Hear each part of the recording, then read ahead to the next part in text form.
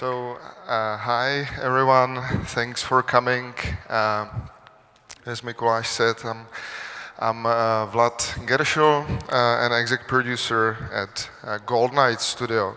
We are now releasing the Last Oricru, and the journey of that title, I believe, was quite interesting. So I'll try to tell you a few moments from the journey and how it became from a relatively small indie project, a AA RPG game.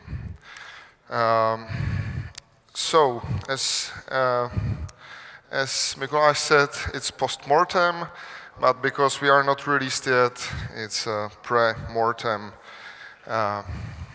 So problem solved. Anyway, let's take a look on the trailer first, so you have better idea what we are talking about. Sorry. Really didn't have a choice, you know.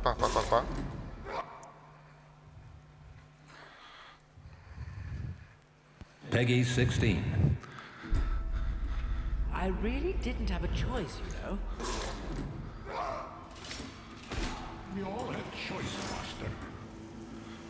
We can choose to help those who make others suffer, or we can choose to help those who suffer. Be sure you know what is better. I'm finding our spaceship and getting out of here. Where is your sense of justice?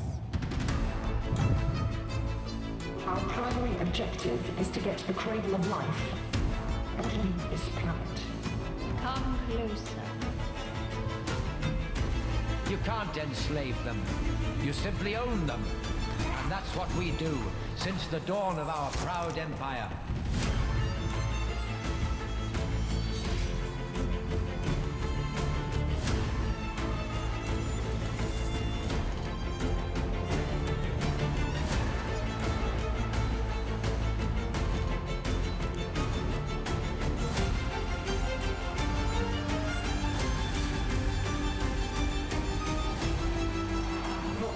I hoped for. I believe you're now ready for the truth.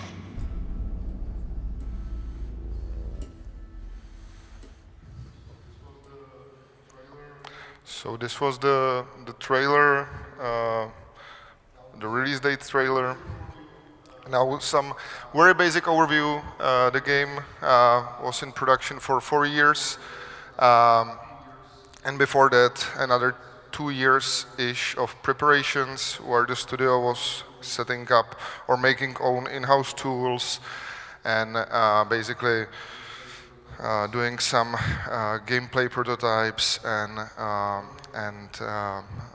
also learning how to make games. The budget for the game is close to €4 million, and now we are 45 ish team members, or we have 45 team members.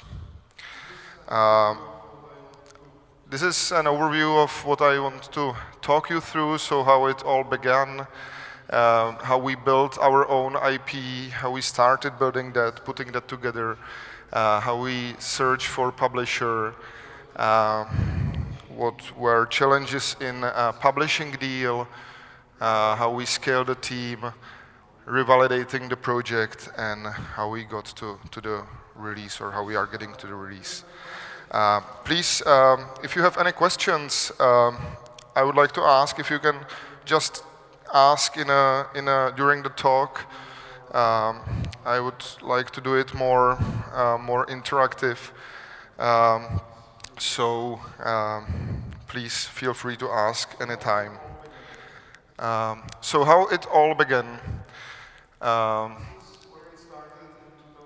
This is where it started in 2019, and this is where we are now. The nice fact is that it really began, at least for me, on GDS 2018, so on the very same place 4 years ago. I was in a jury of Indie Prize, and I have seen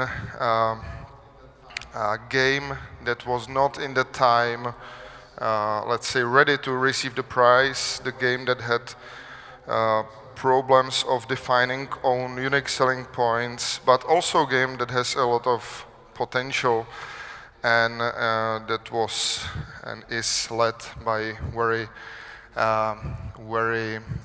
interesting and memorable person of Pavel Strnad. So I didn't choose the game, but I went instead to Pavel after the show and told him that I can start producing the game. I can try to help him to make it really big title, to find publisher, and make the game that has, instead of potentially, that can sell like thousands of copies, to something that can sell hundreds of thousands of copies. And because Pavel is also not only creative mind, but also businessman, and he knew that he invested already in the time a bunch of millions into the game, he was up for that idea, and we starting restructuring the team, restructuring the game. So the whole story is basically how we got from Lost Hero as the title that was presented here 4 years ago to the Last Oricru as the title that is going to be released now. When we started working together, the first step for me was to basically redefine the IP, redefine the game in a way that it has obvious unique selling points, that it's memorable. And I have set up or started few IPs in a past, for example, Frantics in Denmark, and so on. So for me, those are the main points that good IP you're creating needs to have. So it needs to be obviously unique. Those are the unique selling points. It needs to be memorable, so it's visually or somehow else recognizable. It has to give enough freedom to the creators to create not only one game in that world, but to build a set of things in that world. So you need to have enough freedom, creative freedom, to be able to build multiple games there. And that's also very connected with that.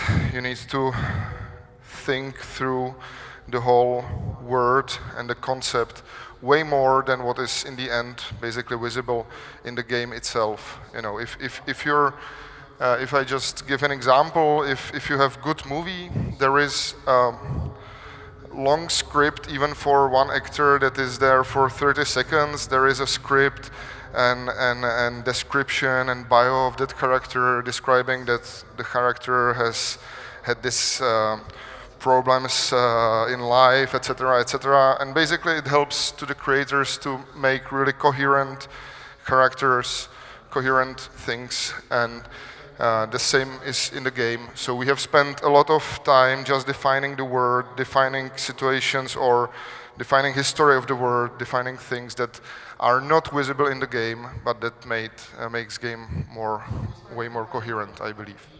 So we started defining own IP. In our case, there were basically three main pillars of that IP. One was the dynamic game structure. Basically, what was our goal, and it was a bit crazy, but we made it. But it was really tough. Our goal was basically to make really huge decision tree in the game. Not only empty promise, dynamic game structure, which would be some fork and then it connects together again, but really a massive decision tree, massive butterfly effect, where each playthrough can be really different.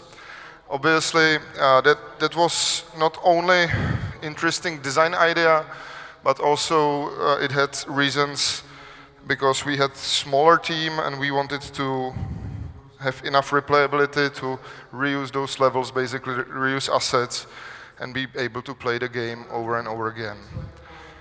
Another unique selling point in the genre was co-op, and doing co-op in RPG games where you can really play through the whole game together is also quite challenging, but it is very easy to marketize that feature, you know, on every screenshot.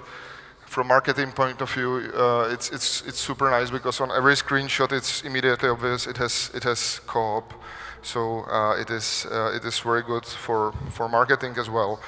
But obviously, gameplay-wise, it adds a lot to the game. And then we place the game into something we call alternative medieval sci-fi, which is the world where used to work technology, but from some reasons it stopped working, and so it makes really nice audio-visual setting for the game, but also, again, gameplay-wise, the sci-fi elements are more and more pronounced later in the game. So it gives us enough of freedom to create different situations, and you're not tied with some fantasy, let's say, for example, fantasy genre limits, but you can do much more with this. So those were the three basic pillars we have defined for the game, and then we started to create the first demo. The problem there was that in the team back in 2019, there was really not a lot of seniors, or basically I was the only senior there, and Pavel, but all other guys were quite junior, and we didn't have money to hire a lot of seniors. So basically, in that time, I had to teach those people how to produce the quality you really need to reach investor or publisher. And basically, for 3 quarters of the year, we were focusing only on building one level, reworking it visually, reworking animations, reworking things that obviously affects the presentation, and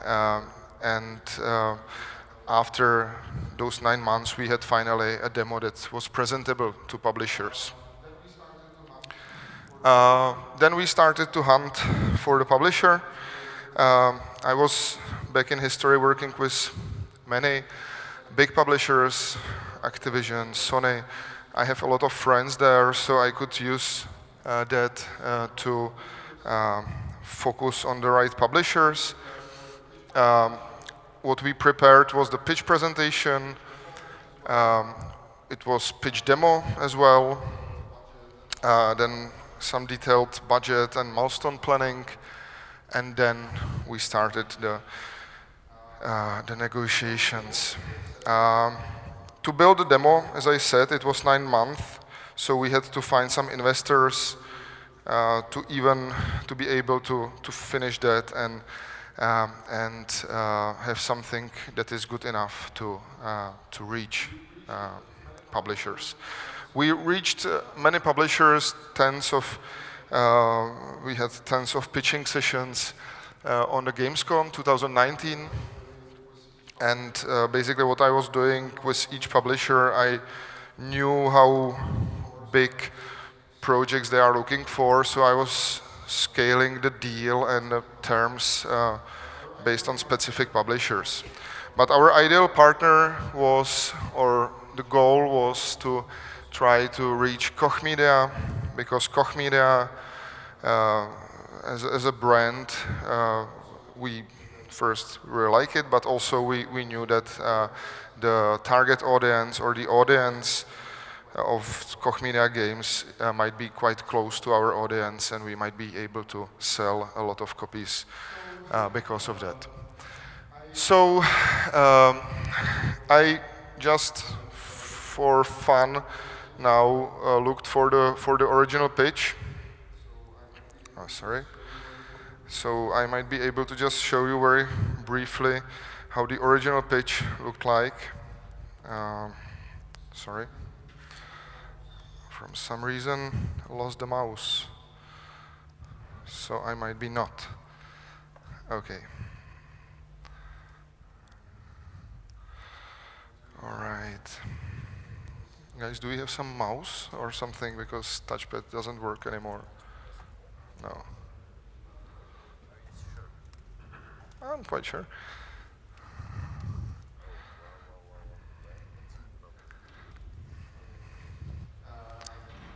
Okay. You don't have any mouse there. Okay. No. This looks like something technical. Okay. That's probably a problem with the hardware itself. Never mind.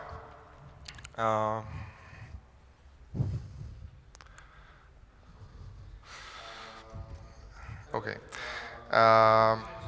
Anyway, the pitching sessions were, as I said, started on the Gamescom. I might not be able to show you the pitch, but I can at least tell you some basics of that pitch itself. Or if you give us few, great. No, but thanks. Okay, so this was the original pitch, just so you can imagine how it worked. So we were pronouncing a lot the choices that matter, the non-linearity of the game, as you can see, even on the first slide. This was very important. This picture was actually the opening for us for conversations in Koch.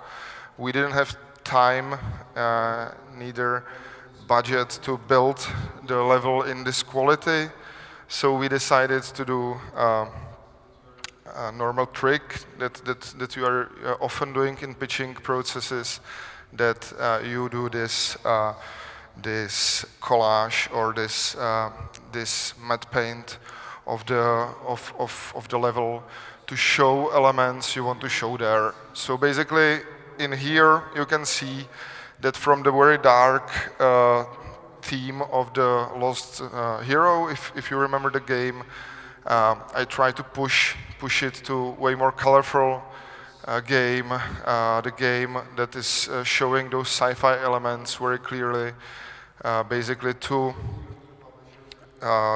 show even to the publishers that we are opening this game to way bigger audience, that we are not looking for another, or we are not making another Dark Realm Souls-like-ish game, but that we are doing a game that has Souls-like principles, but put them or place them in the living world, in the colorful world, close to, for example, Piranha Byte games and so on.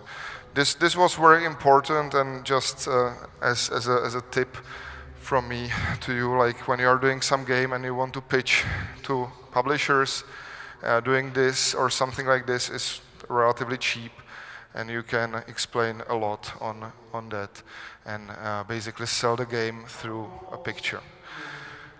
Our goal was to basically inspire, or we were inspired by Wizardry, Dark Souls, but also Mass Effect.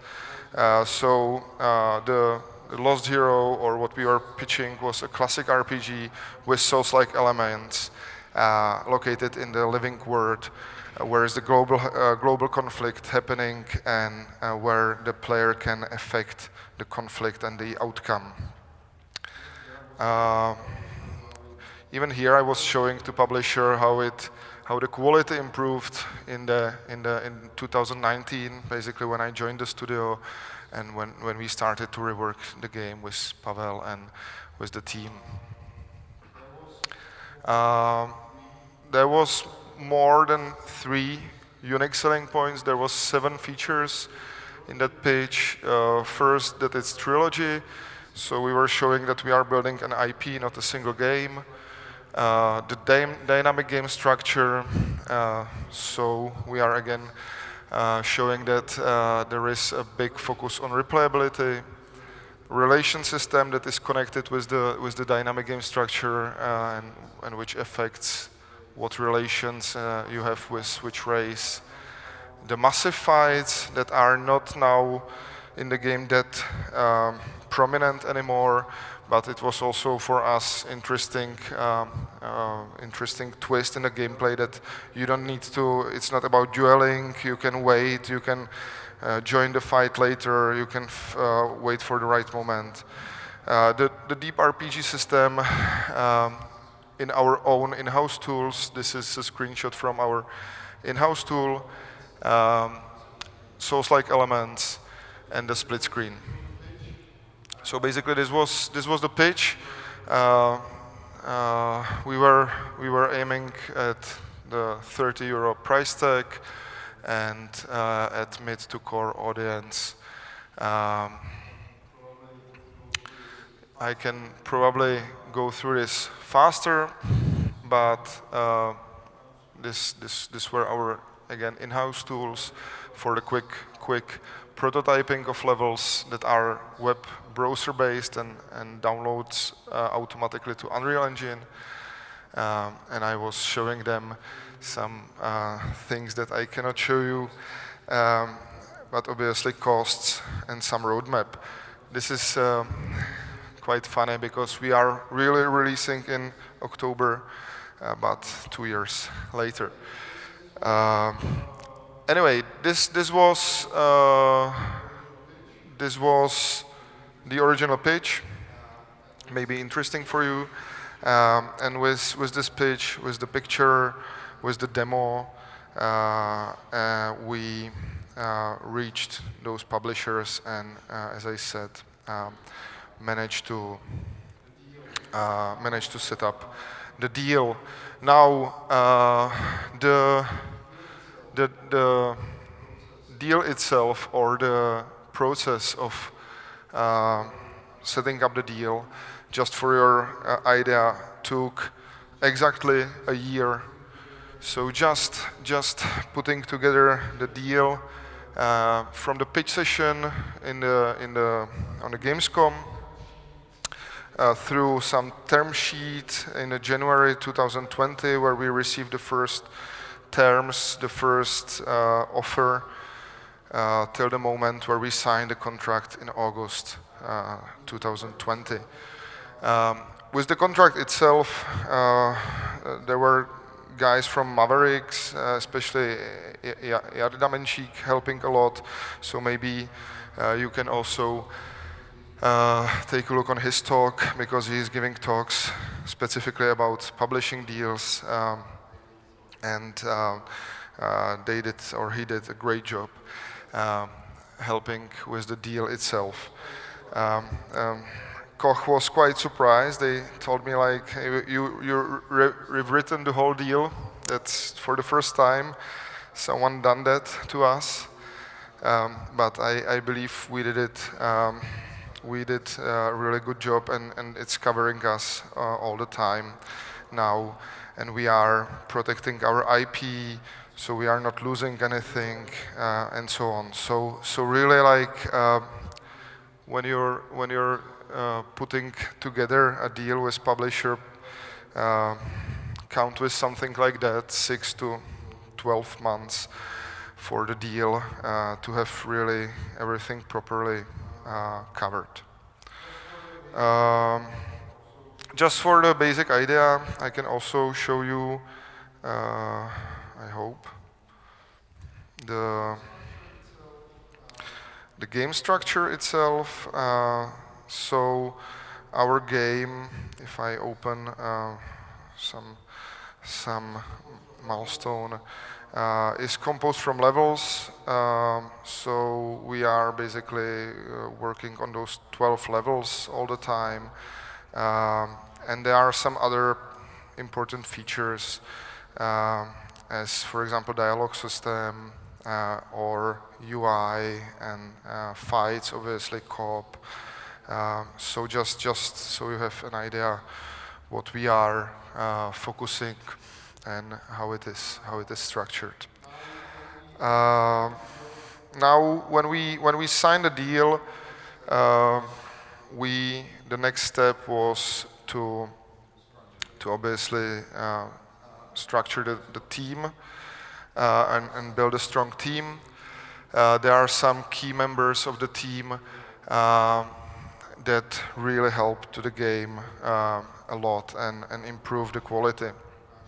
For example, Lukáš Medek as our art director was really a big improvement and big step forward.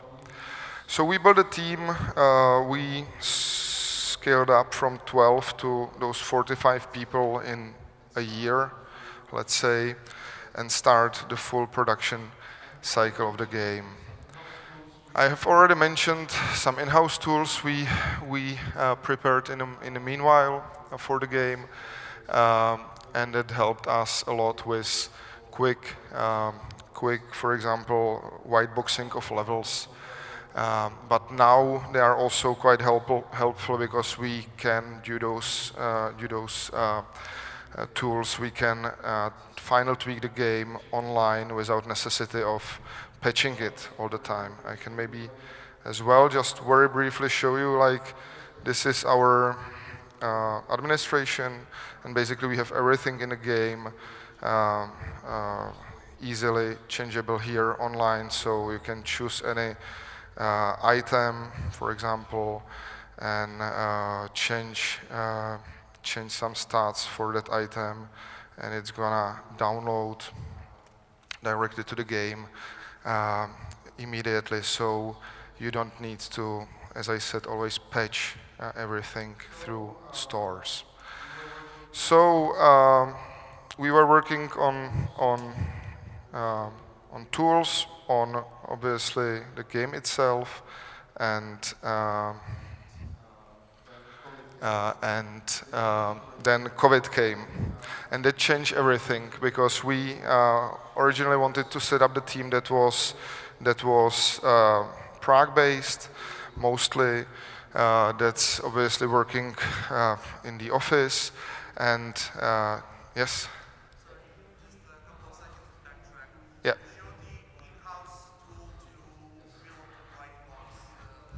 Yes.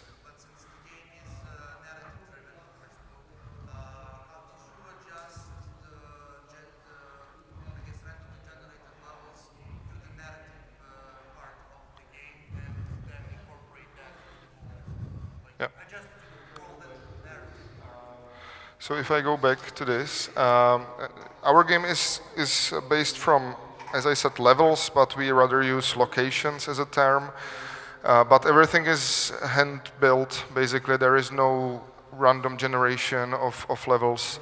So we have big levels, sections, and based on your actions, there is like a state machine in a back, and based on your actions, those levels are restructured. So, for example, we close some corridors, open some other corridors, spawn some other NPCs, different enemies, and so on. But everything is basically hand-prepared for every scenario. There is no random generation or anything like that. We actually kind of like more if you play against some level designer or game designer mind, and not against some map generator, if I exaggerate it. But for us, it was important to really handcraft every single scenario. Is it answer to your question? Yes. No. Okay. So, as I said, COVID changed everything. We had to restructure the team. We had to restructure processes in a way that we can work remotely.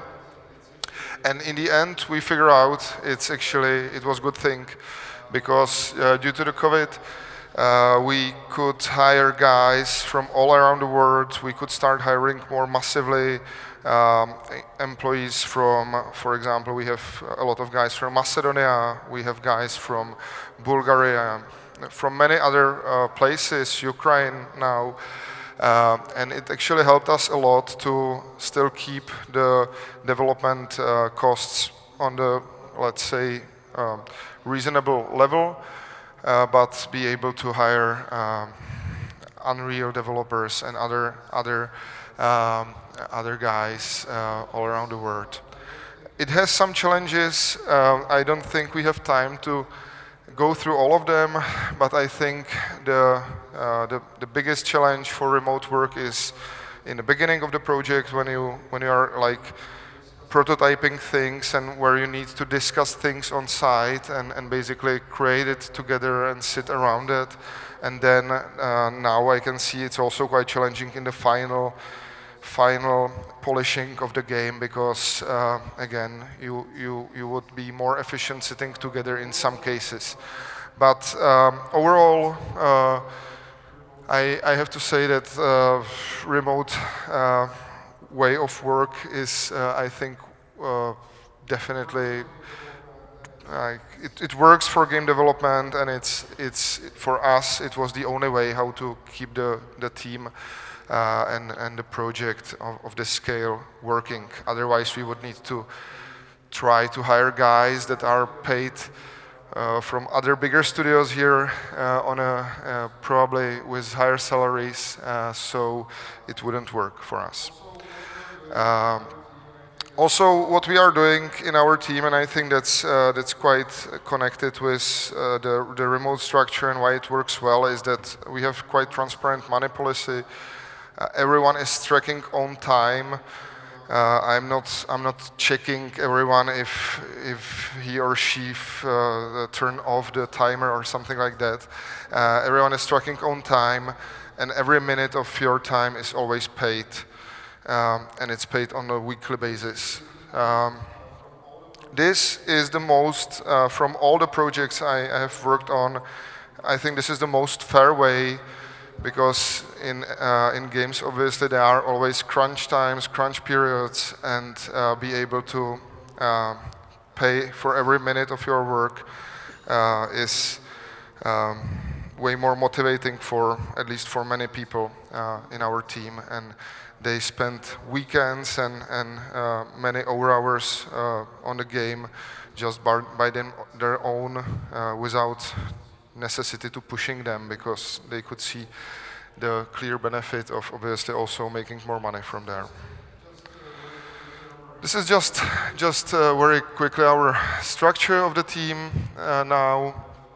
So we have, like, I would say, standard structure with now focus on, and we need to scale up on marketing team now because we want to support our game way more after the release. And also we have a flexible studio structure. We have strategic partnerships. Again, that's not public, but we have a bunch of companies here in Prague that are working with us, that are helping us with the game.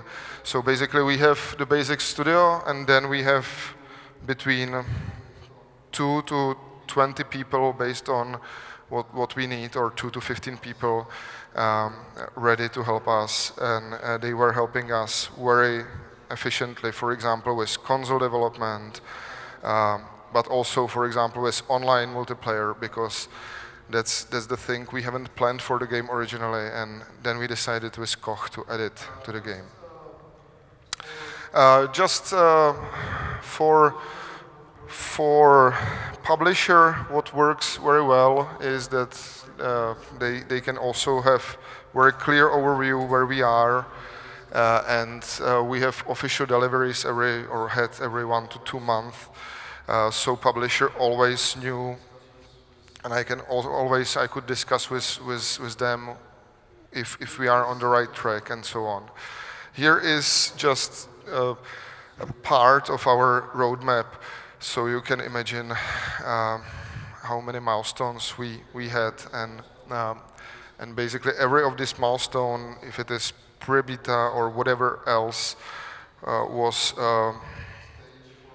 an important stage for me to be able to discuss with publisher their expectations, if we are meeting them, my expectations, and restructure a deal.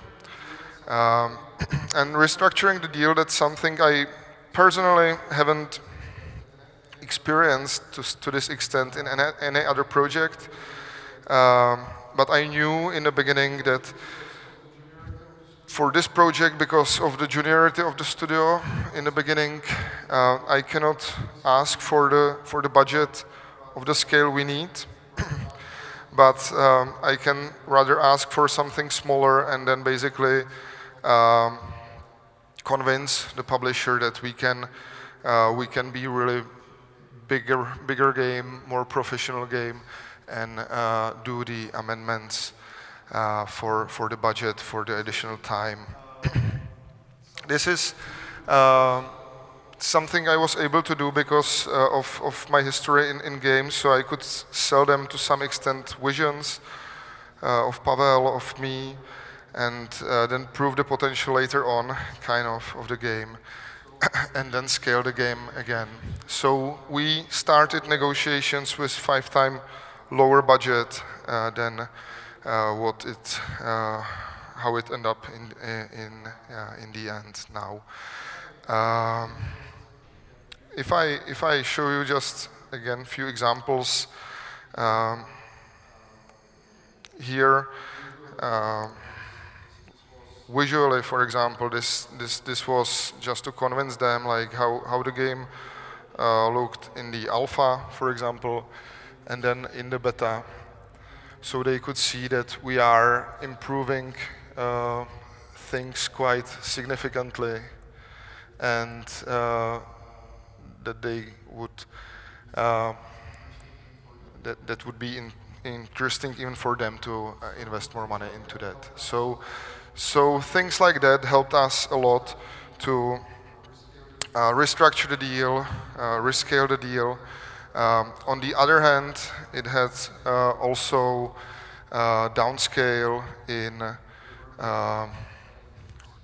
reworkings of many things multiple times. Because if you have a senior team in place from beginning, if you have a proper budget, then you can do the level or whatever it is, character, animation, whatever you can do in the final quality.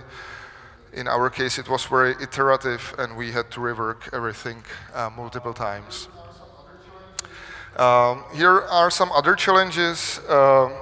One of the huge challenge was the dynamic game structure itself. It was really most complex feature I have ever done in any game because, as I said, the butterfly effect of decisions, of actions is really big. The story unfolds completely differently. The levels are different. Equipment is different, and so on. And to be able even to test this, to review the whole game, it's super hard. Another challenge was multiplayer. Multiplayer is something that seems to be rather simple as a split screen, for example, because of the engine support. But obviously, multiplayer has a lot of impacts on the gameplay itself, on game design.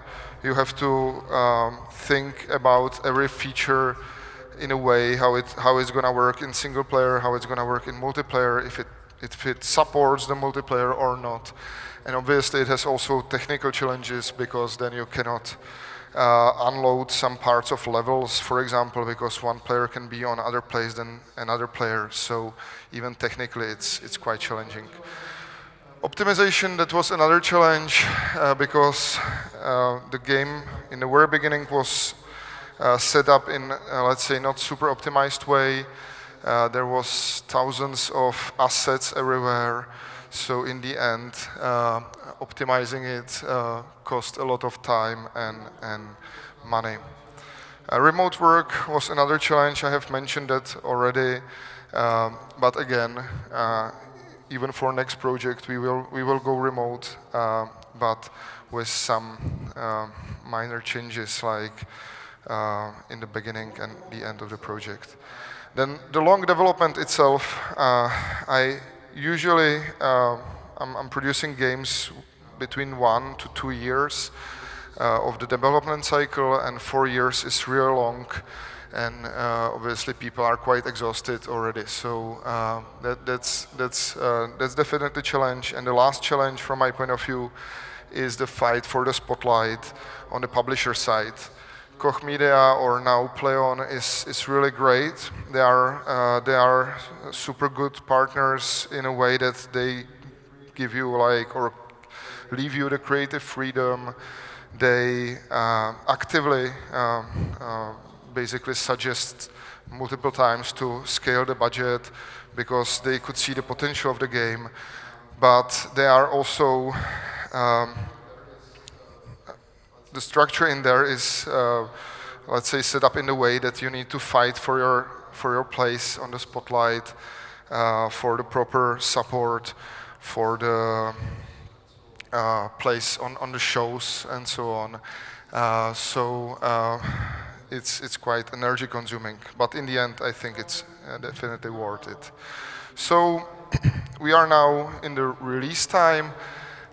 If you were on the Gamescom, you could see that we were one of the biggest games on the Gamescom 2022, which was really great to see. We had even characters dress up as our main character in the game.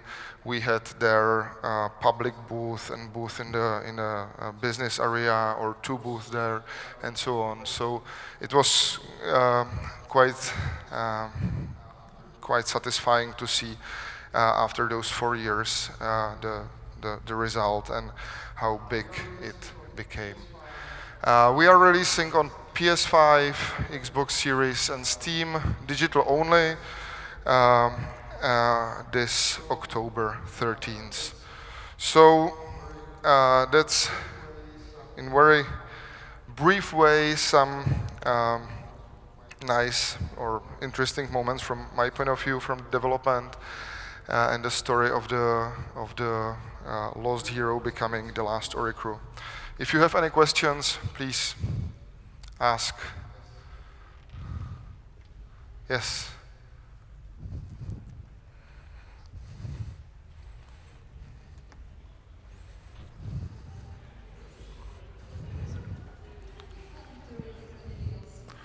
Are you planning to release any DLC? Yes, we are. I don't think it's officially announced yet, but sure, we are planning to release DLC because in our case, the title has a lot of potential to add things in there, but also the team itself. We wanted to have some work for the team, if I simplify it, after the release. So that's why we prepared things in the game in a way that they are ready for DLC, and we want to spend like half a year at least of development on the game after the release. Nice, thank you. You're welcome. Hi. Did you consider crowdfunding in some stage of the development, and why? It was before I joined the studio. There was like a small local crowdfunding on, I think, Startovač here in Czech. But in that time, as I said, I was not part of that studio. If it's on me, I wouldn't suggest that, because I did it for a couple of titles, and usually it's more time consuming than what you make from it in the end. It's maybe nice marketing tool, but for games of this scale, I think it's more efficient to rather focus on the publishing deal. Thank you. Thank you. You were talking about making the graphics more vibrant, colorful and stuff. Yes. To target wider audience. Do you have some like hard statistics to back that up? If I have what, sorry? Some like statistics that confirm that more people like vibrant colors and such. Because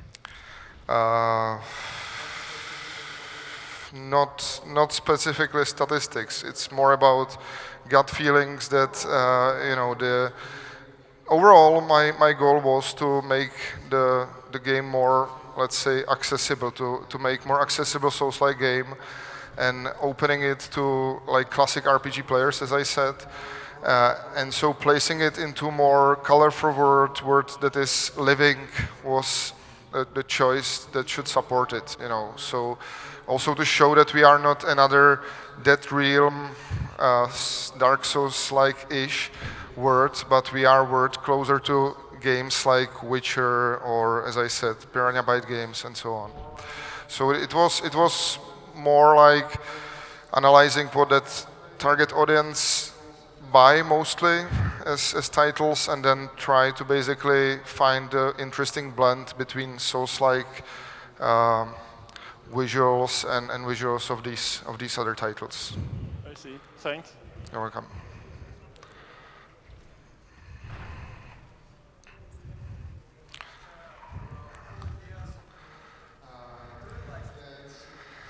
Yeah, it's sometimes hard to like anything after 4 years of development, but we are super proud on this game. You know, we are super proud that we managed to do it. I'm personally, even this is my 15th game or something like that. It's super inspiring even for me to see how those people in those 4 years developed themselves. You know, how the team became way more efficient, professional. So I really like the game, but you know, I can also imagine to see some other games for a while.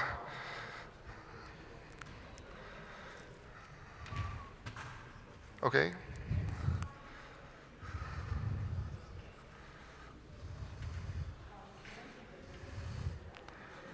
You mentioned that you wanted to open an IP that's not just one game. So DLCs are one of those things, but have you thought about thinking like things that aren't digital, like maybe a series or like books, or is that not a thing you think about? Yes, definitely. We have even something prepared already in a pocket, because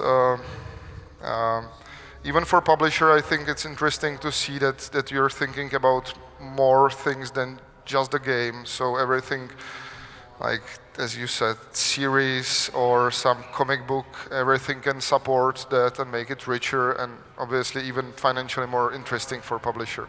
So yes, we are thinking about multiple things. We are thinking about some future projects from this world, but nothing I can publicly announce yet. Thank you. Welcome. Okay. All right, so thank you very much, and play Last Oricru, please.